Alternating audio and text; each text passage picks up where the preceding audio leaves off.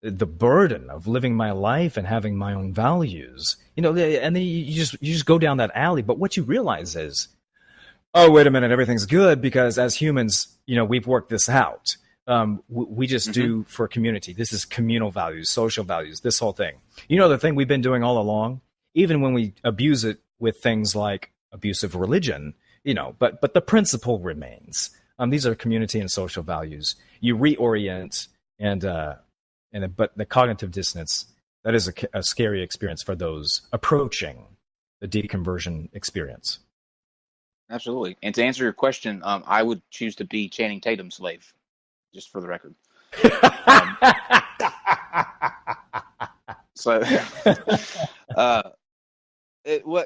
There's another thing too that I think it's important to point out, and that is that I think that people naturally are curious, and they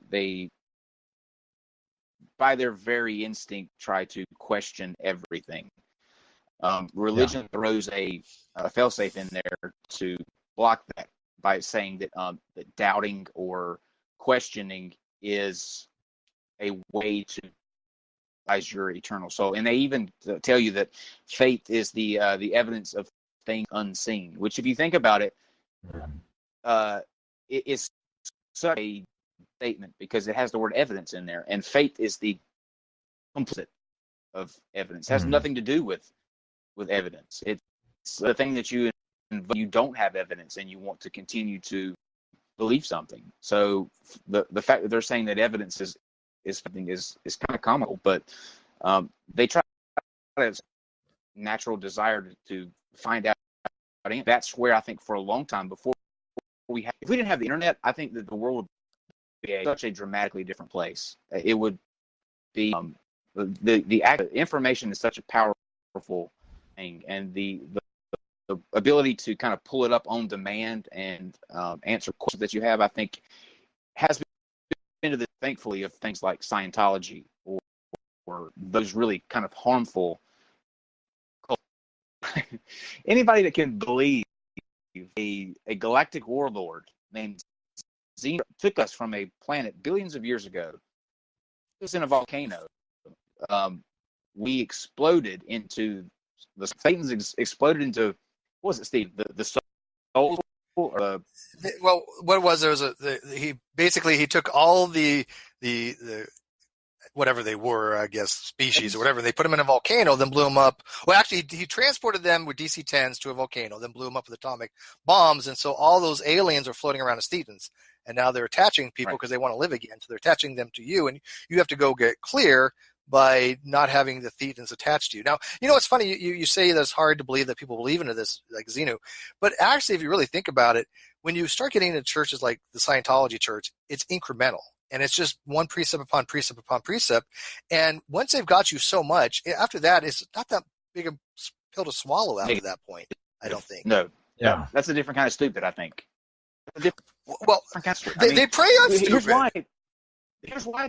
No, it's not like the Bible that has been passed down for thousands of years through our history. This is a guy, Ron Hubbard, who was a science fiction writer who wrote this story. He came up with this story. If you can't see through the lines of a science fiction writer creating a religion that centers around an alien that dropped, it was a history. It was a documentary.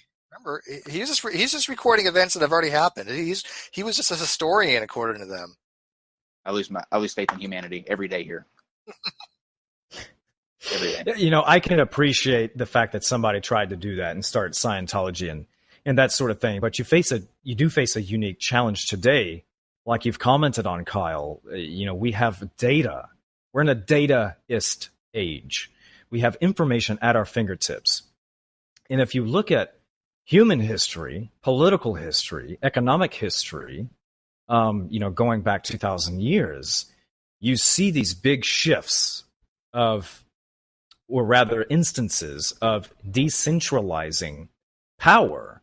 It used to be, once upon a time in human history, that the person who had all the power, we would have called that person a king. And then we had a shift happen in economics where trade routes allowed for traders and merchants to make a lot of money. And technology was so, at the time, where that could be done. And then you start having kind of like this middle class forming. This hasn't been done before. So then what happens as a result of that is what we know today, or what we call today as, policies and this sort of thing, checks and balances, that sort of stuff starts forming. We start looking out for the little man because, after all, the little man has money. And money's where it's at, right? What are our basic human needs again? Those resources, the thing that gets us food, shelter, and sex. Those are going to be your driving motivators in those moments of change. So you had decentralized power at that. And then let's look at religion. Catholicism ruled the day until about 500 years ago. 500 years ago, we have the Reformations, right? Catholicism ruled it for over 1,000 years. And then what happened 500 years ago, or in the 1500s or 1400s? The printing press. Today we have the internet. Back then it was the printing press. And then all of a sudden you get Erasmus, Martin Luther, John Wycliffe. You have all these people come up and start saying, there's some things in Catholicism that just don't sound right. And then you had some of those kind of reformed, like everything, right? And then you have some of those reformed ideologies that some chose to stay in Catholicism because, people want to better their own communities. And some who said, this is all wrong, or it's significantly wrong, and we need a break. And we need to go over here and do something else. Now, you take the Reformation, the data power that they had, the ability to translate and distribute the things that for them carried the most value and weight. And still yet, they didn't understand that the process in which they found themselves was inherently flawed to the core. Sure, you're reforming something, but you're just smacking a new label on it. Why not go to the core? That's how powerful these ideas are. And then today, Kyle, we have the internet, like you said. So if we were to think about the future of atheism or the future of religion, it might go something like this. You're just going to see a continual decentralizing of power in these religious orders. And then if religion isn't so polarizing, then is atheism polarizing? They start coming to this middle, moderate ground. And that's where they meet each other. You don't need revolutionaries on either side. Once everybody already understands, there's just not much to this in the end, after all. Do you know what's going to bring us all together? Alien invasion or zombie apocalypse? There you go. Definitely zombies. Either one, or even an alien zombie apocalypse would bring us together in some way. The issue is though that they've got all kind of data to support, and I've been touching on this lightly. I've got a video coming out next week that dives into it deeper, but millennials especially, they did a study on millennials, and because this is the generation that's coming up that is non-religions are at an all-time high. Very low numbers in terms of those who identify as religious in the millennials. What they're seeing with that, though, is that religion is being replaced with something harmful or crazy. Like, for example, the flat earth, the rise in the people who believe in flat earth, the rise in people who are anti-vaxxers, the rise in people who buy into stuff such as chili juice, the miracle mineral solution. And reading that study is fascinating because astrology especially is at an all-time high. That's just increased untold amounts of numbers. And so what people are doing is they're shifting that hole in them, I guess, if you had to paint a picture. People have a hole in them, and we fill that hole with something, whether it be religion or some kind of different set of beliefs, conspiracies, pseudoscience. And so the question that the article was posing was, in terms of a broad picture, which is more harmful? Are we doing more harm by letting people think that there's a magical guy in the sky, or is it more harmful to believe that not vaccinating your kids is okay because it leads to autism, or that drinking this cabbage juice is a way to kind of cleanse yourself and regrow limbs? So, what would your answer be to that question? Okay, so religion starts going away, and then in its place comes pseudoscience and other ideologies that still aren't yet evidently true. So Right. you could say, well, is it the absence of religion that is bringing these things in? Well, I don't know. But certainly the common denominator there is us. We're wanting something. And if education isn't there, if knowledge and data isn't there, then we're probably going to jump on whatever bandwagon is going in front of our face. So I would say less emphasis on the fact that there are trends and fads, and more emphasis on the fact that, yes, we are searching for meaning, we are searching for community, we are searching for relief, we are searching for comfort. And if we feel like any of those are being violated, or we have the risk of losing them, we are going to reach out into the plethora of ideas and see if there's something there that will add benefit. And if it's not accessible, that there is education there, or a learning environment, then we're left with our options.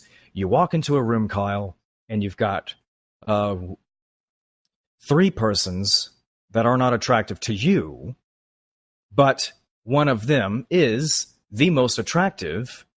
Who are you going to pick? The most attractive person. Oh, I'm going to go with the ugliest one every time, because I guarantee the ugliest one is going to be more desperate, and I have a chance. So there you go. That's my, this is just me, No, Steve. No, Steve. But it's funny you mentioned like the internet. Way back when, and I'm obviously a little bit older than you guys, we couldn't test these claims.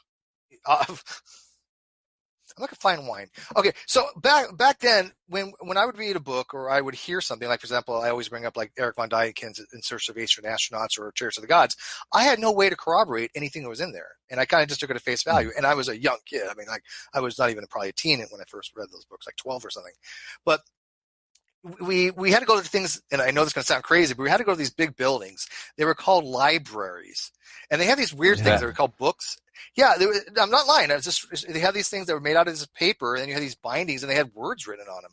And so, it was very difficult to go do research with books that nowadays, as you pointed out astutely, we have it at our fingertips. And yet I see even now, people don't access that kind of stuff. They're dumbing themselves down even at a grading level, because maybe it's having a reverse effect, because when you did want to go research something at a library, you know what you were looking for. You had to be dedicated. You had to go to that card catalog. You had to dive into those books. Now I think people take it for granted. And plus, when you go on the internet, a lot of shit out there is not true on the internet. I know it's hard to believe. There's no rule on the internet that it has to be true, unfortunately. And so I think they get a lot of mixture of bad information and good information. If they don't have that skill set to how to discern between the two and how to do proper research, maybe that's even why the case that we have information at our fingertips, it's not being utilized properly. And we're seeing just as many idiots as we did when I was a kid.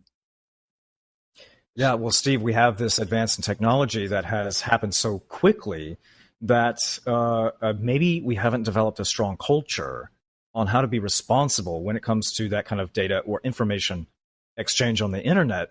And maybe a good example of this is just marketing. When Steve decides to go and look on his phone for, something is going to grab his attention. Whatever is competing for Steve's attention the most, probably, or has the highest probability of being clicked on by you. Hey, you're going to check it out. You might become distracted. It might not even be the thing you're looking for. And then you do this enough over time where you have really the people who are marketing the best. They're the people who are feeding all the information. What are some popular? Is BuzzFeed legitimate? Just say Andrew. Andrew Rappaport. That will be what Steve's looking for. Yeah, so you'll have these pseudo news sites and that's all sort of thing, and they're competing and they're doing well and they have less standards, so they can have looser ethics, and don't we all market to some degree, and we know what grabs